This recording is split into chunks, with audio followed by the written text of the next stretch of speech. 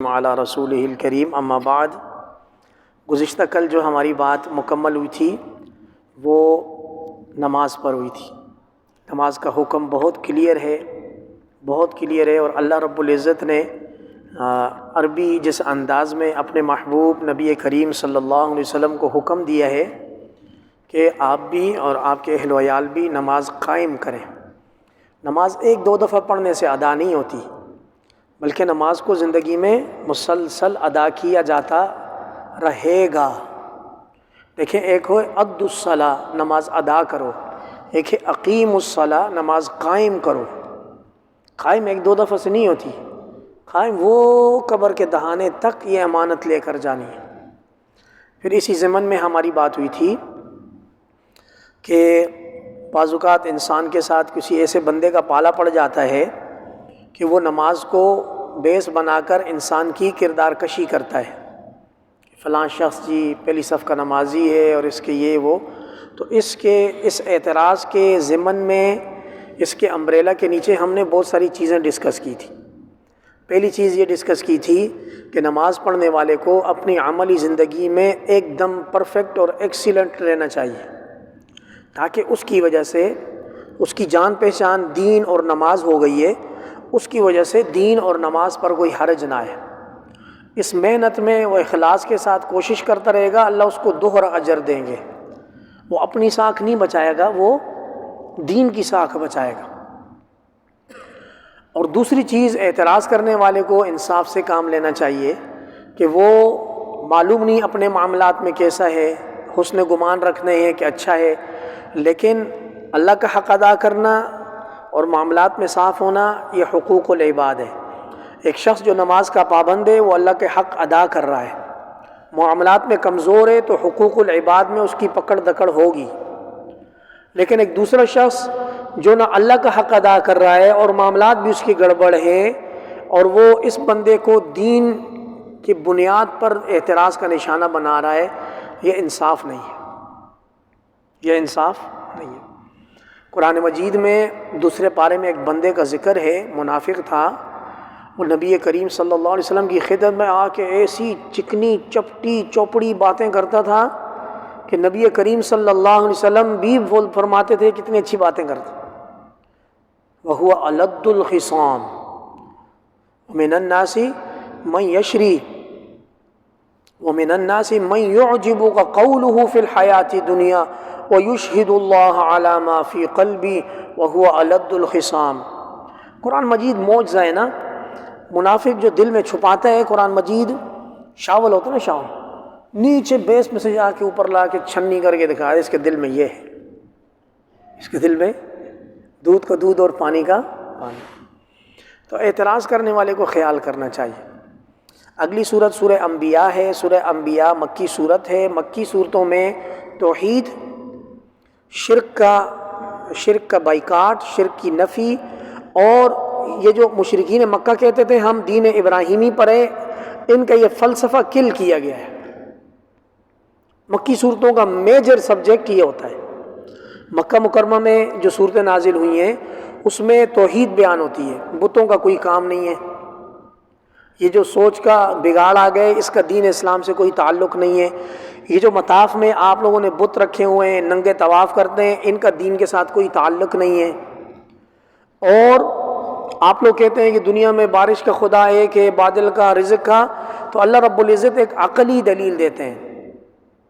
عقلی دلیل، ایک کسی بندے کی عقل سلیم ہو، پیور عقل ہو نا، اس کا مائنڈ بالکل صاف ہو، اللہ پاک فرماتے ہیں کہ اگر زمین اور آسمان میں دو خدا ہوتے تو زمین برباد ہو جاتی، فساد ہو جاتا، برباد ہو جاتا۔ سمپل سی بات ہے، ایک کمپنی صحیح چل رہی ہو، اس کے دو چیف ایگزیکٹو ہوں، ایک ڈیسیجن لے، ایک دوسرا ڈیسیجن لے، کمپنی گئی۔ ایک چھوٹی سی فرم نہیں چل سکتی کہ جب ڈیسیجن میکنگ دو بندے ہوں، تو یہ زمین اور آسمان کل جہاں کیسے چل سکتے ہیں اگر اس میں ایک خدا سے زیادہ ہو؟ ایک خدا کہے آج بارش ہونی ہے، دوسرا کہے نہیں آج دھوپ نکالنی ہے، ہو گیا کام۔ عقلی دلیل یہ ہے کہ اگر مشرکین مکہ بولتے ہیں کہ ایک سے زیادہ خدا ہیں، تو یہ زمین برباد ہو جانی چاہیے، کائنات خراب ہونی چاہیے. کائنات خراب نہیں ہو رہی، اس کا مطلب ہے خدا ایک ہے. سمپل سا فارمولہ. زمین اور آسمان قائم ہے، سورج نکل رہا ہے، غروب ہو رہا ہے، چاند آ رہا ہے، سارا نظام سموتھ چل رہا ہے. اس کا مطلب ہے ڈیسیجن میکر ایک ہی ہے. یہ ان کے لیے پیغام چھوڑا، لیکن ان کو بات سمجھ نہیں. عجیب ایک آیت ہے، لا یسأل عما یفعل وهم یسألون. اللہ سے کوئی سوال کر نہیں سکتا. اللہ کی ذات سے سوال کیا جا نہیں سکتا کہ اللہ سے پوچھا جائے یا اللہ آپ نے ایسا کیوں کیا. کسی کو بخشنے پر آیا، یا اللہ آپ نے اس کو کیوں بخش دیا، نہیں پوچھا جا سکتا. وحدہ لا شریک رب ذو الجلال والاکرام. ہاں انسانوں سے ان کا ایک احتساب ہوگا، پوچھا جائے گا ان سے کیا کیا، کہاں سے کمایا، کہاں لگایا، علم کتنا حاصل کیا، اس پر عمل کتنا کیا، اور جوانی کس کام میں استعمال کی. 5 سوال. پہلا سوال نماز سے متعلق، اور اس کے بعد حشر والے دن 5 سوال جب تک ہر انسان سے نہیں پوچھے جائیں گے، قدم کو تانبے کی زمین چھوڑے گی نہیں. قدم کو تانبے کی زمین چھوڑے گی نہیں، بالکل پیسٹ ہوا ہوگا. تو جب چھوڑے گی یا تو پار ہوگا یا آر ہو جائے گا. اللہ خیر فرما دے. آگے وحدانیت پر ابراہیم علیہ السلام کا بڑا دلچسپ واقعہ ہے. ابراہیم علیہ السلام نے کہا بھائی یہ کیا مورتیاں بنائی ہیں تم لوگوں نے. مورتی ہے نا، بت، ان کے اوپر تم لوگ مری جا رہے ہو، کیا یہ؟ کہتے ہیں ہم نے اپنے آبا و اجداد کو ان کی عبادت کرتے ہوئے دیکھا ہے. اچھا، آپ اور آپ کے والدین کھلی گمراہی میں ہیں، بھائی ان کا دین سے کوئی تعلق نہیں ہے. انہوں نے کہا ہو بہت بڑا گستاخ آ گیا ہوئے، کیا کوئی تمہارے پاس دلیل بھی ہے یا تو گپ شپ کر رہا ہے ہمارے ساتھ؟ ابراہیم علیہ السلام نے کہا رب تو وہ ہے جو زمین اور آسمانوں کا رب ہے، جس نے ان کو بنایا ہے. یہ کہاں سے آ گئے؟ تو آپ نے بنائے. کمال ہے نا. انسان کی جب مت ماری جاتی ہے، پہلے مٹی لو، مٹی لینے کے بعد اس کا ایک وہ بناؤ، پھر اس کو تراشو، پھر اس کو خوبصورت بناؤ. محتاجی کی زندگی اس کی گزر رہی ہے، جب وہ پینٹ ہو کر تیار ہو جائے تو اس کو خدا مان لو. یہ ایک سجدہ جسے تو گراں سمجھتا ہے، 1000 سجدوں سے دیتا ہے بندے کو نجات. ایک رب کو سجدہ کر دو، 1000 در چھوٹ جائیں گے. اور ایک رب کا در چھوڑ دیا تو 1000 دروں پر ٹکریں مارتے رہو گے، سجدہ نہیں ہوگا. تو ابراہیم علیہ السلام نے ان سے کہا ہے بھئی یہ نہیں چلے گا. ابراہیم علیہ السلام لڑک پن میں جوشیلے تھے. ان کا ایک تہوار آیا نمرود کی قوم کا. تہوار میں سارے جاگ رہے تھے، کوئی بھی نہیں سو رہا تھا. تہوار میں کوئی سوتا ہے؟ کوئی بھی نہیں سوتا، سارے جاگ رہے تھے. ان کا تہوار آیا، انہوں نے شہر سے باہر جانا تھا. ابراہیم علیہ السلام نے کہا وَتَاللَّهِ لَأَكِيدَنَّ أَصْنَامَكُمْ بَعْدَ أَن تُوَلُّوا مُدْبِرِينَ. میں تمہارے ان بتوں کا علاج کروں گا. اللہ کی قسم، میں تم جاؤ تہوار منانے، واپس آؤ. یہ جو تمہاری بلڈنگ ہے نا، بہت بڑا ویئر ہاؤس، تمہارا جو ایکسپو سینٹر ہے بتوں کا، اس میں تم لوگوں نے بہت سارے رکھے ہوئے ہیں. اللہ کی قسم تم مڑ گیا ہو، تم دیکھو میں ان کا علاج کرتا ہوں. وہ لوگ چلے گئے. ابراہیم علیہ السلام توحید کی دعوت دے رہے تھے. سب کو پتا تھا یار ہمارے علاقے میں ایک نوجوان ہے جو ہمارے بتوں کو برا بھلا بولتا ہے. یہ لوگ باہر گئے. ابراہیم علیہ السلام نے لیا کلاڑا.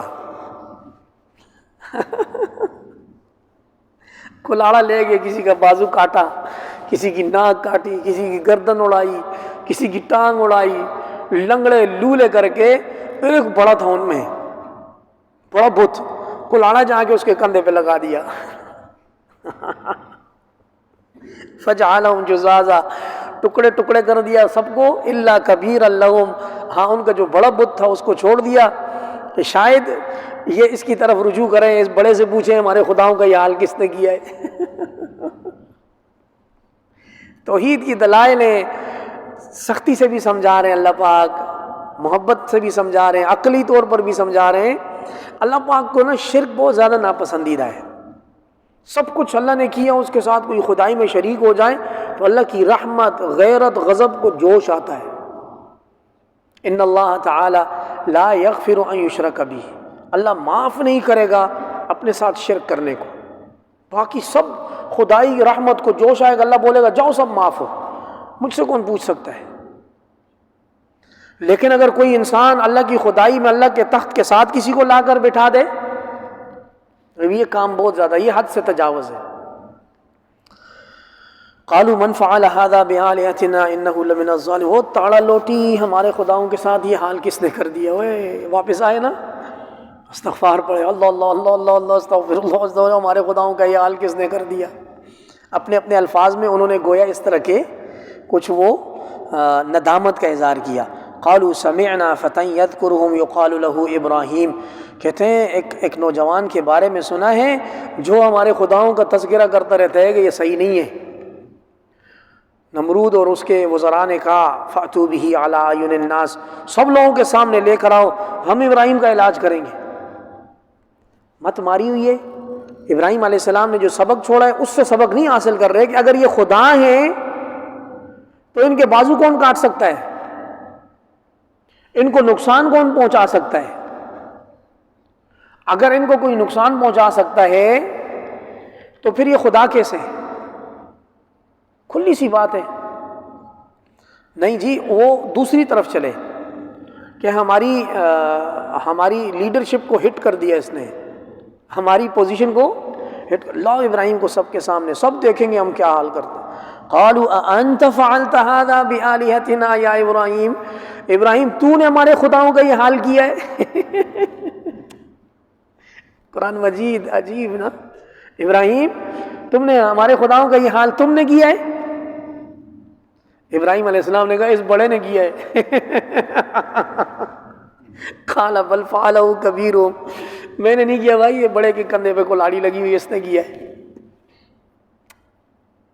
اس سے پوچھو۔ ھذا فاسألوہم ان کانوا ینطقون، اگر یہ بولتے ہیں تو سی سی ٹی وی تو نہیں ہے، یہ بڑا تو سیدھا کھڑا ہے نا، اس سے پوچھو کس نے کیا ہے، یہ تو موجود تھا۔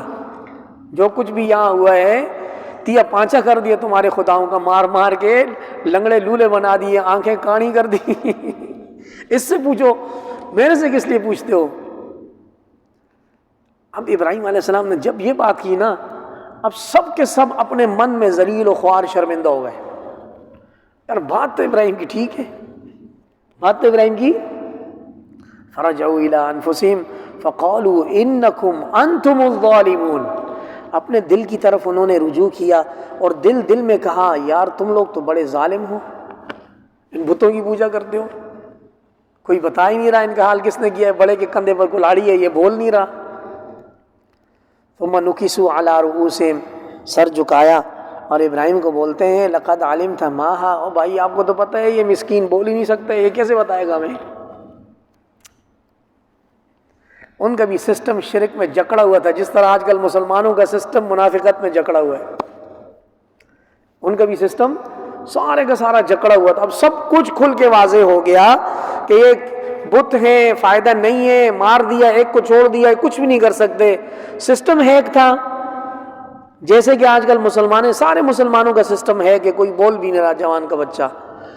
کہتے ہیں قال افتعبدون من دون اللہ ما لا ينفعکم شیئا ولا یضر لکم، اب ابراہیم علیہ السلام نے جلتی پہ تیل چھڑکا اور ان کو زمین میں گھسایا، تم ایسے اللہ کے علاوہ ایسی چیزوں کی عبادت کرتے ہو، نہ تمہیں وہ فائدہ دے سکتے ہیں نہ تمہیں وہ نقصان پہنچا سکتے ہیں۔ اف لکم ولما تعبدون من دون اللہ، اللہ کے علاوہ جس کی تم عبادت کرتے ہو اس پر بھی، آپ پر بھی، سب پر افسوس ہے، تف ہے۔ افلا تعقلون، کیا عقل نہیں رکھتے تم سب؟ وقت کے پیغمبر تھے، کسی سے ڈرنے والے تھے نہیں، ایمانی طاقت تھی، اللہ نے نبوت بھی دی تھی، اور سب سے خاص بات جاگ رہے تھے۔ سب سے بڑی بات کیا؟ جاگ رہے تھے، سوتے نہیں تھے وہ ماشاءاللہ۔ اور جب سوتے رہیں گے تو کہاں سے دعوت دیں گے؟ کوئی بھی دعوت نہیں دے سکتا۔ قالوا حرقوا، اب اگر کوئی سویا تو میں اس کا نام لوں گا، اب اگر کوئی سویا تو اس کا نام لیا جائے گا، وہ پھر بولے گا نہیں امام صاحب میں نہیں سو رہا تھا۔ مشتری ہوشیار باش، مشتری سب جاگ کے بیٹھو ایکٹیو ہو کے بھائی. قالوا حرقوا، ابراہیم کو جلاؤ، وانصروا آلہتکم، اپنے خداؤں کی مدد کرو. مجبور خدا. حرقوا، ابراہیم کو جلاؤ اور اپنے خداؤں کی مدد کرو. مت ماری ان کنتم فاعلین، اگر کر سکتے ہو. قلنا یا نار کونی بردا وسلاما علی ابراہیم. اس کے بعد تقدیر کا کھیل جاری ہوتا ہے. ابراہیم علیہ السلام کو جلانے کے لیے جو آگ جلائی گئی وہ 4 کلومیٹر دائیں بائیں آگے پیچھے اوپر. ایسی ویسی آگ نہیں تھی، بہت بڑی دہکتی ہوئی آگ تھی. ایک زمانے تک لکڑیاں جمع ہوئیں، پھر ان کو آگ لگائی گئی. اتنی پریشانی ہوئی کہ اب ابراہیم کو اندر کیسے چھوڑ گیا؟ ابراہیم تو خود تو نہیں جائیں گے. تو آگ دہک گئی. اب ابراہیم علیہ السلام کو کون بولے جاؤ اندر؟ سزا دینی ہے ابراہیم علیہ السلام کو، ڈیتھ وارنٹ ہے آگ کے. پریشان ہو گئے، اتنی اونچی آگ جلا دی کہ ابراہیم علیہ السلام کو آگ تک بھیجنے کا کوئی ذریعہ نہ رہا. شیطان مردود آیا انسان کی شکل میں، اور وہاں اس کو ٹیکنالوجی بتائی. من جنیک یعنی غلیل. غلیل جانتے ہیں نا؟ غلیل کا مشورہ نیچے بنا کر دیے، زمین پر ایسے ایسے بناؤ اور یہاں سے پھینکو ابراہیم کو آگ کے اندر. انہوں نے بنائی، ابراہیم علیہ السلام کو پھینکا. میں واقعہ مختصر کرتا ہوں. روایات میں آتا ہے 2 موقع ایسے تھے کہ آسمان پر فرشتوں کی چیخیں نکلی ہیں. ایک جب ابراہیم علیہ السلام کو برہ نہ کر کے کپڑے بھی اتارے گئے کہ ابراہیم جادوگر نہ ہو، کہیں اس کے کپڑے آگ سے بچا نہ دیں. ابو الانبیاء، دین کی خاطر سب لوگوں کے سامنے کپڑے اتارے گئے اور یہاں سے ہاتھ باندھے گئے رسی سے اور پھینکا. جب ان کو آگ میں پھینکنے لگے تو آسمان پہ ہلچل مچ گئی. فرشتوں روز چیخیں مارے، یا اللہ آپ کا خلیل آگ میں جا رہا ہے. پہلا موقع.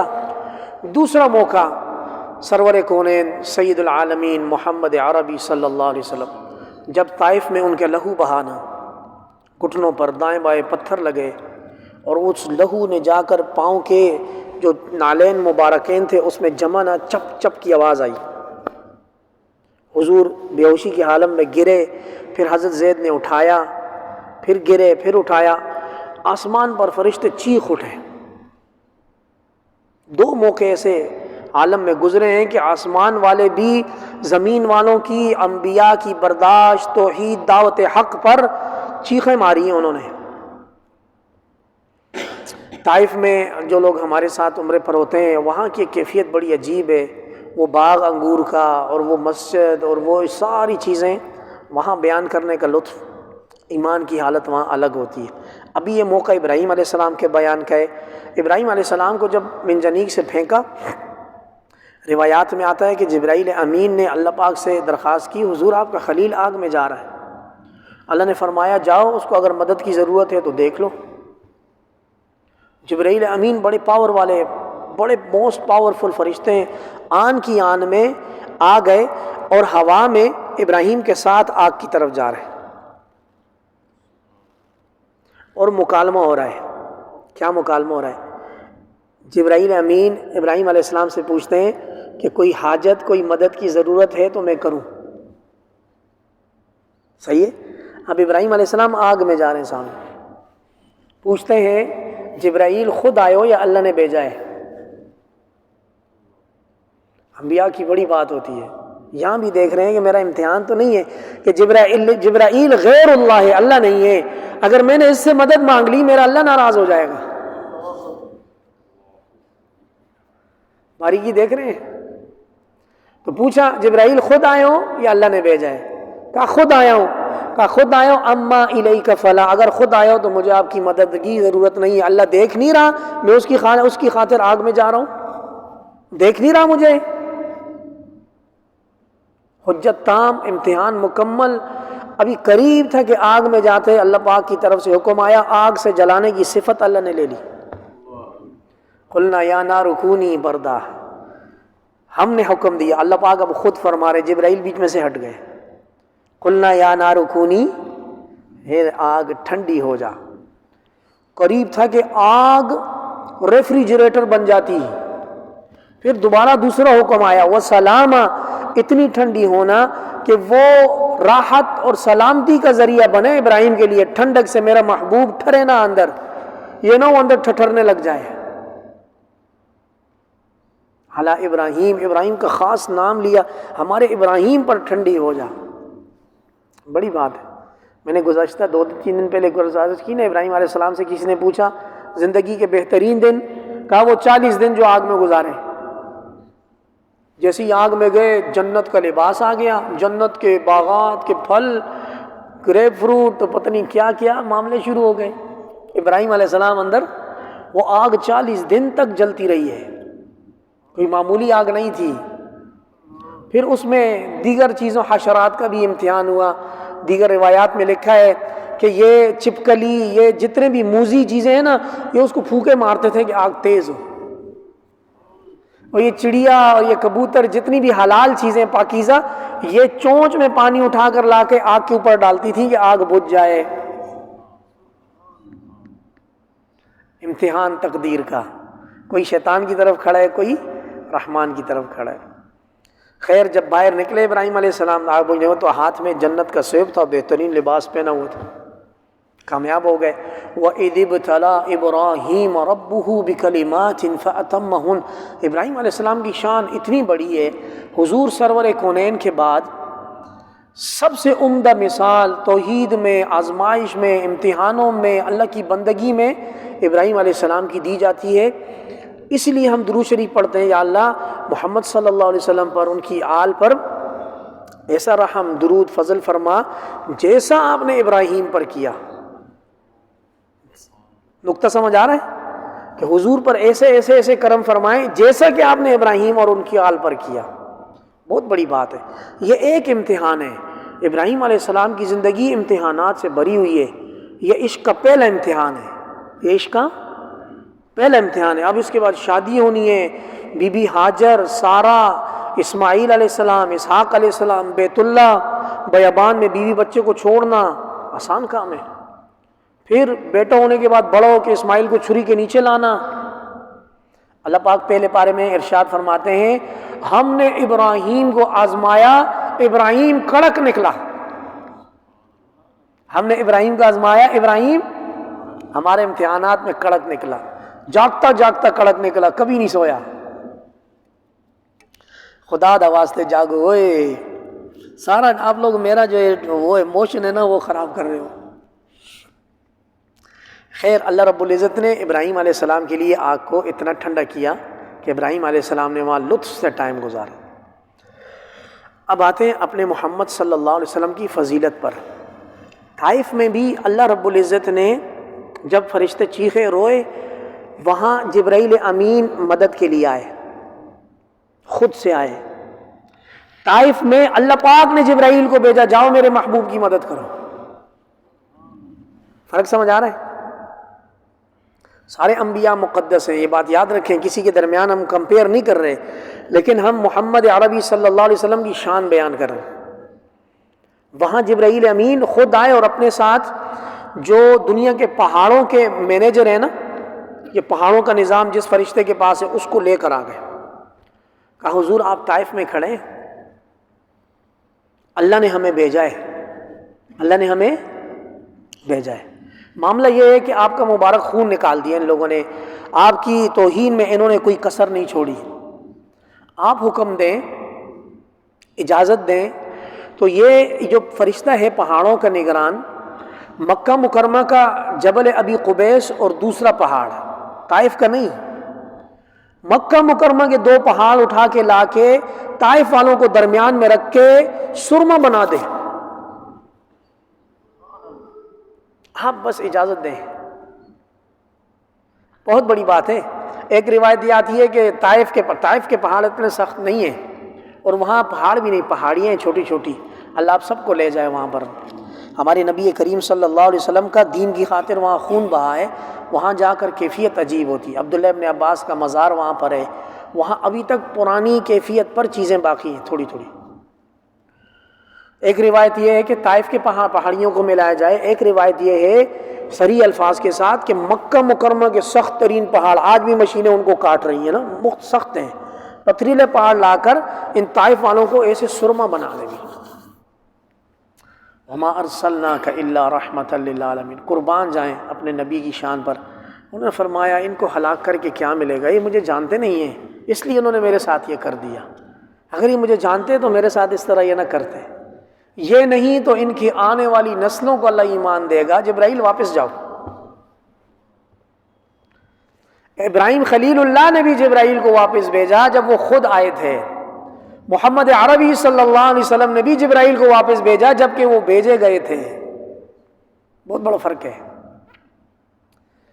تو ہمارے نبی کی بڑی شان ہے، حضور فرماتے ہیں ما اوذیہ مقدار ما اوذیت فی سبیل اللہ، اس طرح کے الفاظ ہیں، جتنا اللہ کے راستے میں مجھے تکلیف دی گئی ہے اتنی تکلیف اور کسی نبی کو نہیں دی گئی۔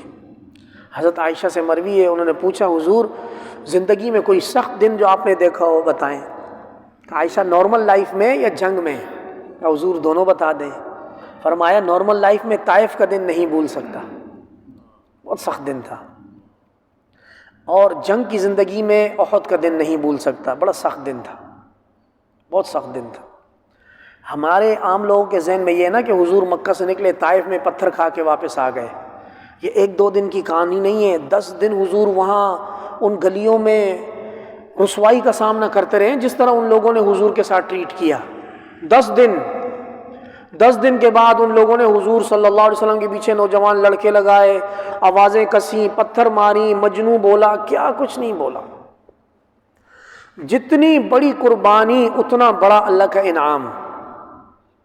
طائف میں حضور صلی اللہ علیہ وسلم کی شان سے نابلد لوگوں نے حضور کی شان میں گستاخی کی، اور ان میں سے 3 میں سے ایک نے بولا میں آپ کو بات کرنے کے قابل نہیں سمجھتا، میں آپ کو بات کرنے کے۔ دوسرے نے کہا اللہ کو آپ ہی ملے تھے نبی بنانے کے لیے، کوئی اور نہیں ملا اللہ کو۔ اس طرح کے باتوں کے نشتر اور تیر جب انہوں نے گرائے، حضور صلی اللہ علیہ وسلم بڑے آبدیدہ تھے، حضور کی رفیق حیات سیدہ خدیجہ دنیا سے رخصت ہو چکی تھی، حضور صلی اللہ علیہ وسلم کی بہت بڑی سپورٹ جناب ابو طالب دنیا سے رخصت ہو گئے، ماں باپ دادا پہلے دنیا سے چلے گئے، دین حق کی دعوت ہے، افسردہ ہیں، دل شکستہ ہیں کہ میں قوم کو جہنم سے بچا رہا ہوں، یہ دوبارہ جہنم کی طرف جا رہے ہیں۔ اس حالت میں اللہ کی رحمت کو جوش آیا، اللہ پاک نے فرمایا محبوب آئیں عرش پر، ہم آپ سے بات کریں گے۔ یہ دنیا والے آپ سے بات نہیں کرتے، کوئی بات نہیں، آپ آئیں۔ روئے زمین پر انبیاء میں سے کسی کو معراج نصیب، ہمارے نبی صلی اللہ علیہ وسلم کو اللہ پاک وہ اوپر لے گئے، فَكَانَ قَابَ قَوْسَيْنِ أَوْ أَدْنَىٰ فَأَوْحَىٰ إِلَىٰ عَبْدِهِ مَا أَوْحَىٰ۔ اللہ رب العزت نے اپنے محبوب سے سرگوشیوں کی اوپر لائے، اور اوپر اور اوپر، عرش کے قریب جب پہنچے ایک مقام آیا، جبرائیل امین نے حضور سے گزارش کی حضور 1 انچ بھی یہاں سے آگے گیا تو اللہ کے نور سے میرے 600 پر میرے جل جائیں گے، یہاں سے آگے میری مقام نہیں ہے، یہاں سے آگے آپ کا مقام ہے۔ جتنی بڑی قربانی اتنا بڑا انعام اور اجر، بہت بڑا انعام ہے، قربانی بہت بڑی ہے۔ سید الاولین والآخرین جن کے لیے جہاں کو تشکیل دیا گیا وہ لوگ پتھر مارے، تو پھر رب ذوالجلال کو رحم آیا، رب نے کہا یہاں زمین کو چھوڑو ہمارے پاس آؤ، ہم آپ کو جنت بھی دکھاتے ہیں، ہم آپ کو جہنم بھی ان کا نظارہ کرتے ہیں۔ اور یہ سدرۃ المنتہا اتنا بڑا بیری کا درخت ہے کہ ہمارے فرشتے آپ کے دیدار کے لیے ترستے ہیں، آپ آئیں ہمارے فرشتے آپ کو دیکھیں گے۔ عزت کا معاملہ تو اوپر پیش آیا، عزت کا معاملہ اوپر ابراہیم علیہ السلام سے بھی ملاقات ہوئی، موسیٰ علیہ السلام سے بھی ہوئی، عیسیٰ علیہ السلام سے، ادریس علیہ السلام سے، یوسف علیہ السلام سے، آدم علیہ السلام، سب سے ملاقات ہوئی، اوپر ہر آسمان پر ملاقات ہوئی، سب مبارکباد دیتے، مرحبا بالاخ الثالث، مرحبا بابن آدم علیہ السلام نے کہا او میرا پیارا بیٹا آیا، ماشاءاللہ ماشاءاللہ، آدم علیہ السلام کی بھی روح کو تسکین ملی، اوپر آئے ہر نبی بولتا ماشاءاللہ میرا بہت ہی پاکیزہ بھائی آیا۔ کیا شان ہے، جتنا بڑا امتحان اتنا بڑا انعام، یاد رکھیے گا اس بات کو۔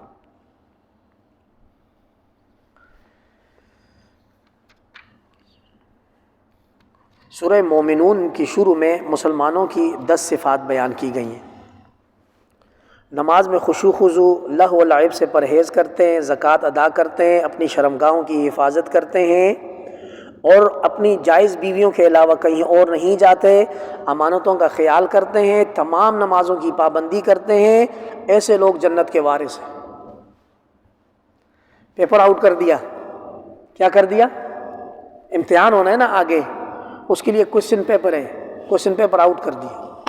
یہ صفات پیدا کر دو، اولئک هم الوارثون، جنت ان کے والد کی میراث ہے۔ پھر علامہ اقبال ایک دفعہ جوش میں آ کر بولتے ہیں اللہ رب العزت مجھے جنت سے کیسے منع کریں گے، میرے دادا کی میراث ہے، میں چلا جاؤں گا، فرشتے روکیں گے، ان کو بولوں گا یہ میرے دادا کی میراث ہے۔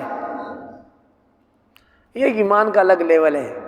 علامہ اقبال عشق الہی میں اور عشق محمد میں اتنی اونچی پرواز اڑتا ہے کہ کوئی نارمل بندہ اس کو نہیں پہنچ سکتا۔ کی محمد سے وفا تو نے تو ہم تیرے ہیں، یہ جہاں چیز ہے کیا لوح قلم تیرے ہیں، بہت بڑی بات ہے یہ۔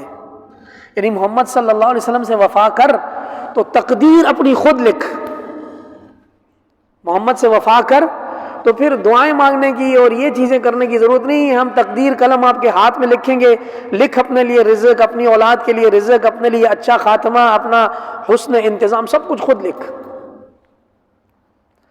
تو یہ پیپر آؤٹ ہے بھائی، پیپر آؤٹ۔ اللہ رب العزت انسان کے تخلیق کے مراحل کو ذکر کرتا ہے، پہلے یہ کس طرح ہوتا ہے، پھر یہ کس طرح ہوتا ہے، جو بھی اس کی تخلیق کے مراحل ہیں ایک سے ایک پورا اسکین رپورٹ یہاں رکھی ہوئی ہے۔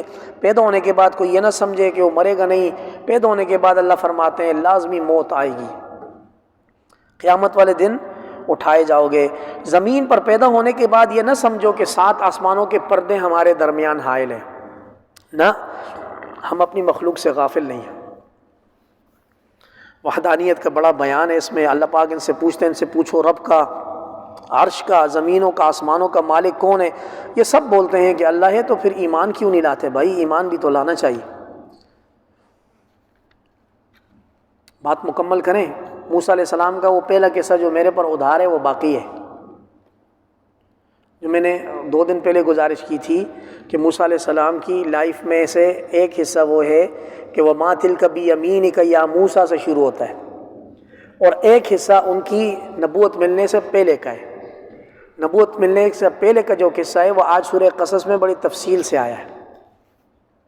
آج میرے خیال سے اپنی بات کو یہاں مکمل کرتے ہیں، اللہ نے توفیق دی تو کل موسیٰ علیہ السلام کو وہ واقعہ کہ موسیٰ علیہ السلام فرعون کے دربار میں کیسے پہنچے، بڑے کیسے ہوئے، پھر کیا معاملہ ہوا، شادی تک کے معاملات اللہ نے توفیق دی تو کل بیان کریں گے انشاءاللہ، اس شرط کے ساتھ کہ آپ سب جاگتے رہیں گے۔ تو اگر کل کوئی سویا تو بھائی اس کے اوپر کیمرہ لگا دینا۔ وآخر دعوانا ان الحمدللہ۔